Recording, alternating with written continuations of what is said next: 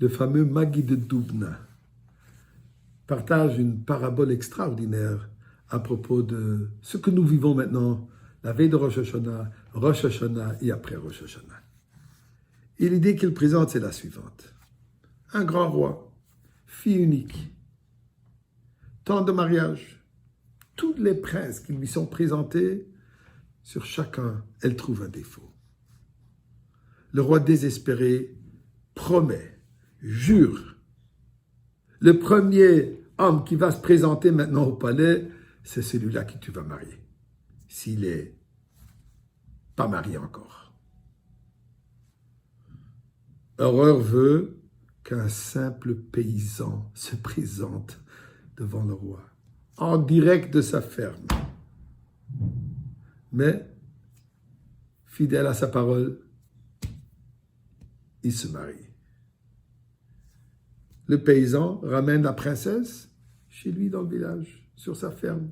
Et il la traite comme une fermière, la traite comme n'importe quelle autre femme qu'il aurait eue. La princesse n'arrête pas d'envoyer des lettres à son père.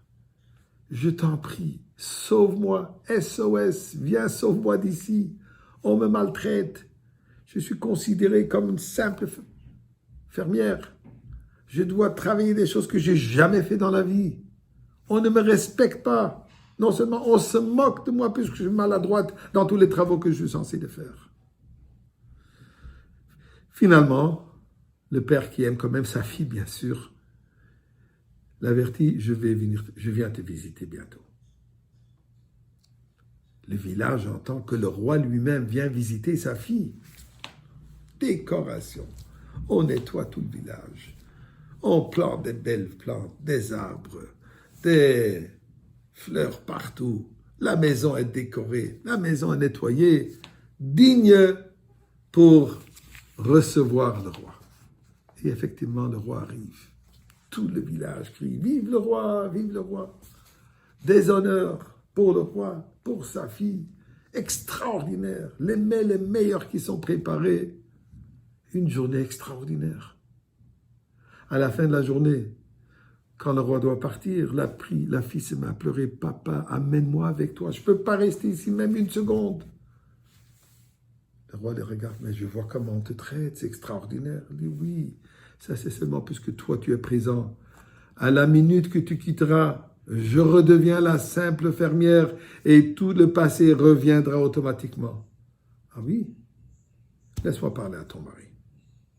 Le roi qui appelle son gendre dit, comment tu traites ma fille? Tu ne sais pas qu'elle est princesse. Il dit, oui mon cher beau-père le roi. Tu m'as juste donné ta fille, mais tu ne m'as pas donné les moyens de pouvoir la traiter mieux que ce que je connais moi. C'est tout ce que j'ai. Je la traite et je partage avec elle ce que j'ai. Je suis fermier, je partage avec elle la ferme. C'est dans ton choix de m'élever, de m'amener chez toi dans ton palais, de me donner des possibilités de lui traiter comme princesse. Bien sûr que je le ferai. Mais aussi le temps que tu me gardes ici dans ma ferme, je ne peux faire que des moyens que j'ai. Dit le Magid de Dubna. Dieu a une princesse, la Torah, que malheureusement, durant l'année, elle est maltraitée par son mari. Son époux, trop souvent, on s'oublie de la Torah. L'époux qui est Am Israël, pour dire qu'on est vraiment consacré à cette Torah telle qu'il est digne d'une princesse, ce serait poussé. Mais arrive le mois de Elul, on réalise que le roi est dans le champ, le roi il arrive, le roi il vient visiter, Melech Basadeh. Là, notre comportement il change. Là, notre comportement devient extraordinaire.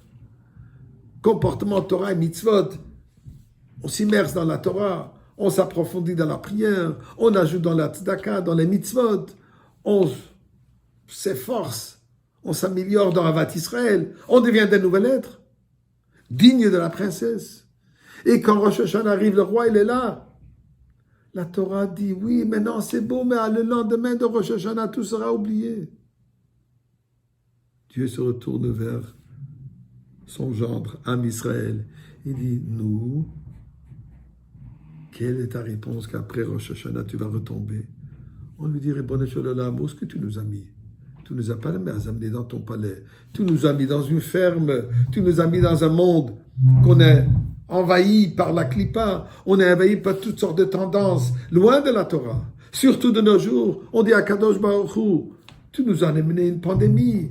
Tu nous as renvoyé des synagogues, tu nous as renvoyé des écoles, tu nous as renvoyé des yeshivot, tu nous as renvoyé des séminaires. Tu nous as pas donné les outils nécessaires pour pouvoir protéger et respecter ta Torah comme il faut. Donne-nous le palais. Donne-nous toutes les possibilités. Et là, tu verras comment on va la respecter.